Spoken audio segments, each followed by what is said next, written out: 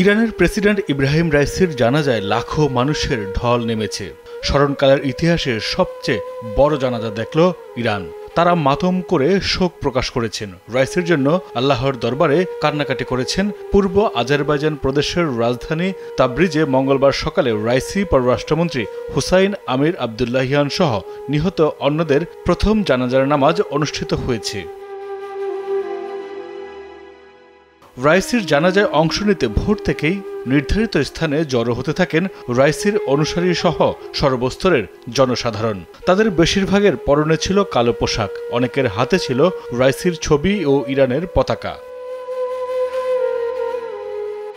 Al Jazeera জানায়, তাবরিজের জানাজা শেষে আরও কয়েকটি স্থানে জানাজার আয়োজনের কথা রয়েছে। পরে রাইসি আবদুল্লাহিয়ানের মরদেহ তেহরানে নিয়ে যাওয়া হবে, সেখানে আরও একটি জানাজা হবে।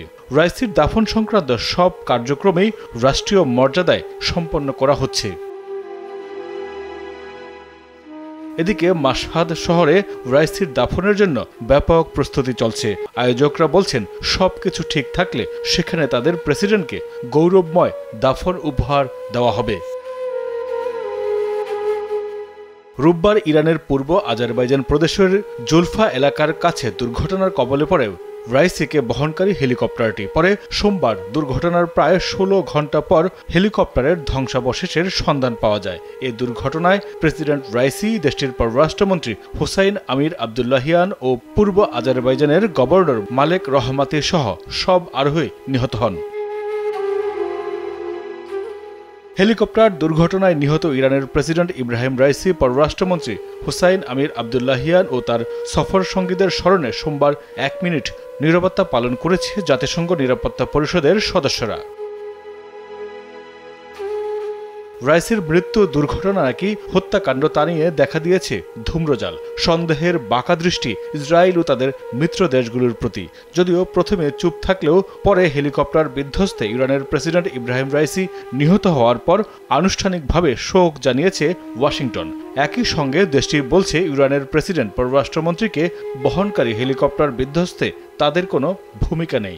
যদিও হেলিকপ্টার বিধ্বস্ত নিয়ে ইরান এখন পর্যন্ত যুক্তরাষ্ট্রকে দোষারোপ করে নেই। ইরানের প্রেসিডেন্ট এবং পররাষ্ট্রমন্ত্রীর মৃত্যুতে রাষ্ট্রীয় শোক পালন করবে বাংলাদেশ। আগামী 23 মে রাষ্ট্রীয় শোক পালনের ঘোষণা দিয়েছে সরকার। মঙ্গলবার মন্ত্রিপরিষদ বিভাগের এক প্রজ্ঞাপনে এ তথ্য জানানো হয়েছে, যাতে বলা হয়েছে, গত 19 মে ইরানের পূর্ব আজারবাইজান প্রদেশের জুলফা এলাকার কাছে মর্মান্তিক হেলিকপ্টার দুর্ঘটনায় ইরানের রাষ্ট্রপতি ইব্রাহিম রাইসি এবং অন্যান্যদের মৃত্যুতে আগামী 23 মে বৃহস্পতিবার রাষ্ট্রীয়ভাবে শোক পালন করবে বাংলাদেশ। মাইদুর রহমান রুবেল, কালবেলা।